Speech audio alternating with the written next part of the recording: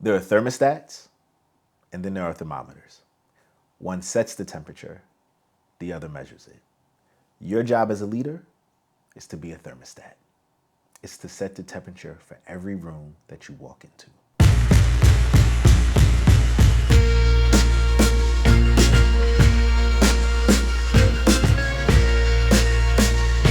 Hey, hey, tell me more. Welcome back to Tell Me More with me, CJ Quartlbaum. Today, I want to talk to you about leadership in an age of uncertainty, of permanent uncertainty, it feels like. As the leader goes, the team goes. They set the temperature. I've worked for leaders who are moody, vindictive, bullies, manipulative, leaders who created an environment of chaos. And I can tell you that in every one of those situations, it trickled down through the organization. They set the temperature and the people followed. Now, on the flip side, I've had very few of them, but I've worked for some leaders who were kind and gracious and gentle and caring. And I've watched that level of leadership, that kind of leadership, also trickle down through the organization. The truth is, as the leader goes, the team goes. You as a leader do not get to sit disconnected from your team and from your organization. You don't get to be one way and expect everyone else to be another. Because you set the standard. You're the one that the people will follow. And so the question is, who are you when you show up in the room? Because people follow leadership. And I know people who've walked into some of those bad places I've worked, who initially came in all bright-eyed and bushy-tailed, and they're like, oh, I see the bad things, but that's not going to be me.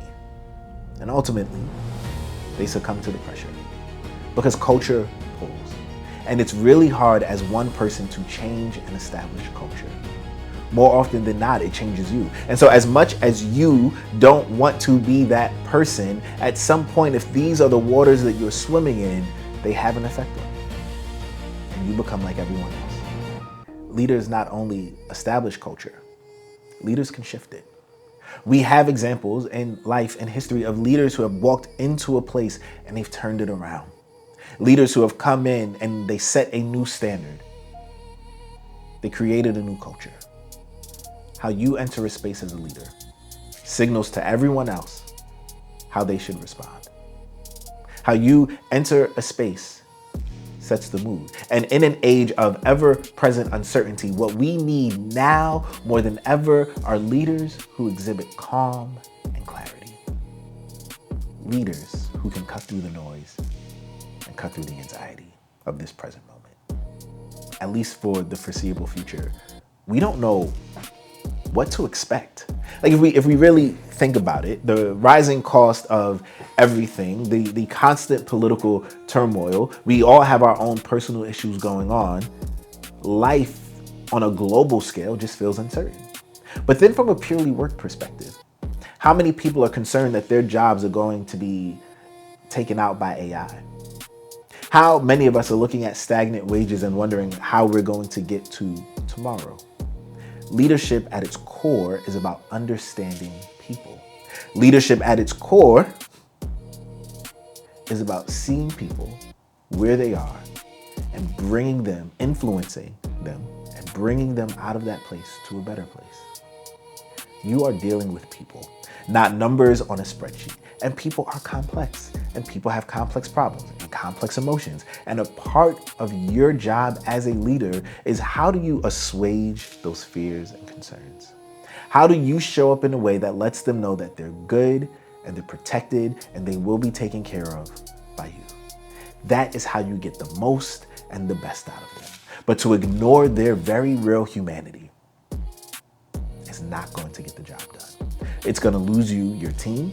It's going to lose you respect, and it will lose you credibility. I read this great book a few years ago called A Non-Anxious Presence by this author, Mark Sayers. This book was all about how do you lead with calm and clarity in a very anxious time.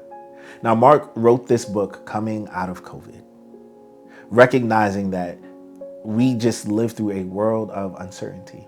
And his main point was that as the leader, you are setting the temperature. You're setting just kind of the standard and the path for people to follow. You are there to assuage their fears and concerns. You are there to let them know that everything is going to be okay. What struck me about this book is that Mark Sayers is Australian. And he has what's almost a throwaway line in the book where he talks about Australian leadership is a little more low key. It doesn't take itself as seriously. Australian leadership does not see itself as above its people. I'm just another person in the room.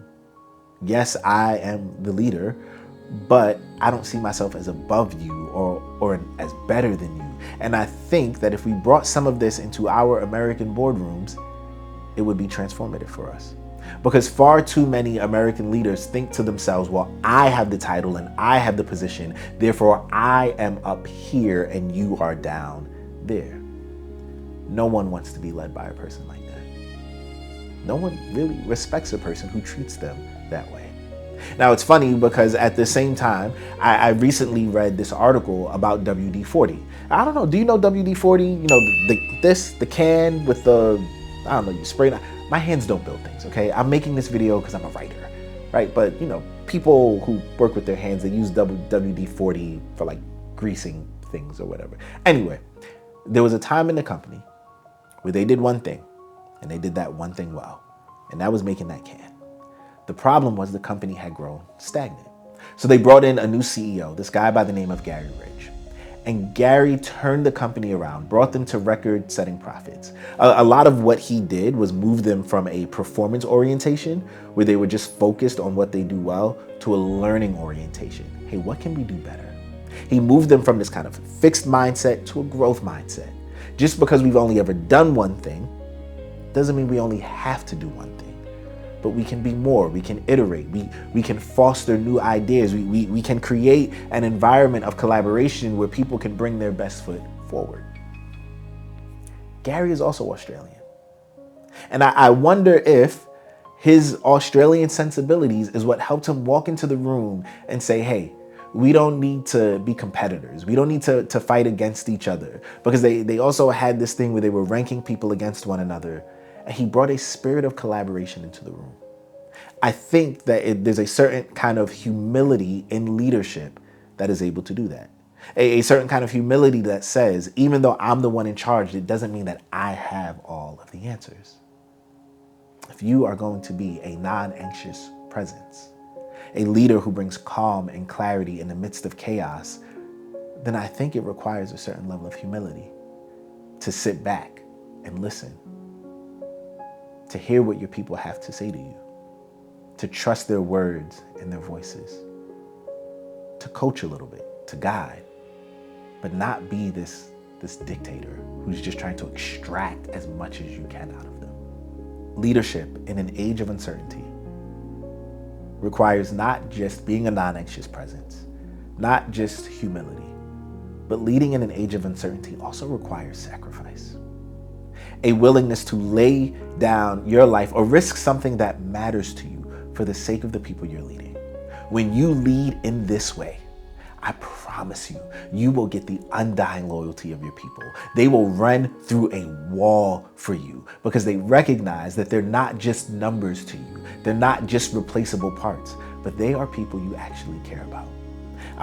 I had breakfast with a couple of people yesterday, and this woman was talking about her husband and how he runs this big division in a global tech firm.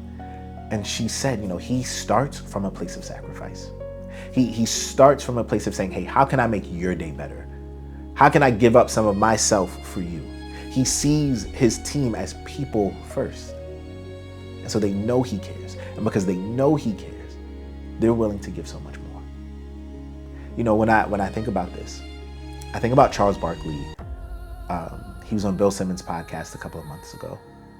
And he talked about how inside the NBA, which is one of the greatest sports shows ever, they were up for a new contract. And he was offered a lot of money, and Ernie Johnson was offered a lot of money to go elsewhere. But Charles began to talk about how the show's been on for like 25 years, and they had people who, this is the only job they've ever had, or this is just where they've been for a long time. And it's 100 people in this crew who are now trying to figure out, well, if this show doesn't exist, how am I going to pay for my kid's school? How am I going to afford my mortgage? Charles is like, I'm a multimillionaire. These are not questions that I have to ask, but these are the lives of these people. And so in the end, Charles and Ernie took a deal that was less lucrative for them. He said, this is less money than I could have made out on the open market because I took the deal that would keep the crew together, that would make sure these people still had food on their table. I don't know if we understand how big of a deal that is, because I don't think that enough of us have a good enough theory or understanding of what enough is. And we're too guided by the pursuit of more. And we're willing to step on and crush anybody we need to, or sacrifice anybody we need to for the sake of more.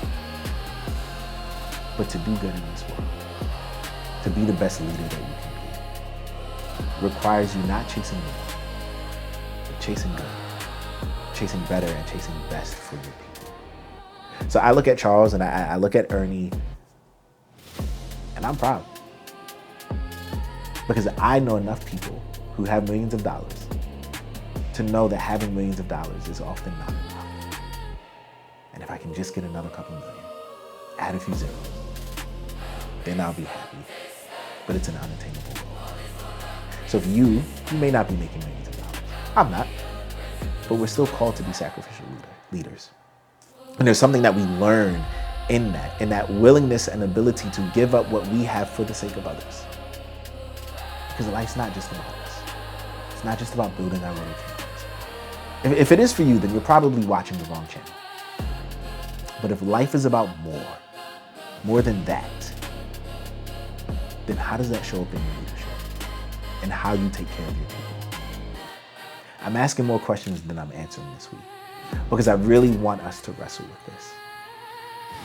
In an age of uncertainty, in an age of chaos, where everyone's hurting, and feeling like we don't know what to do with ourselves and our time and our lives, how do you show up as that calming and non-anxious presence? Because as a leader, the way you go is how your team's gonna go. You're gonna set the temperature. I have worked for some awful people.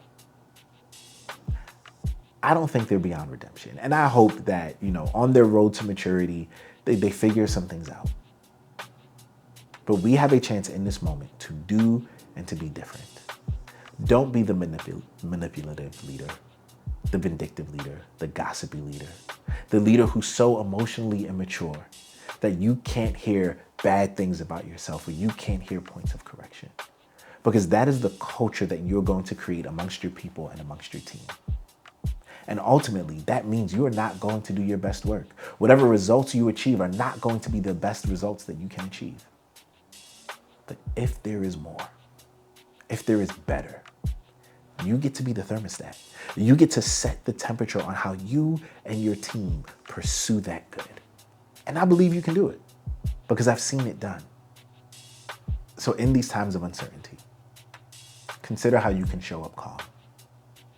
Consider how you can be the calming presence, the non-anxious presence. Consider where your leadership can be sacrificial.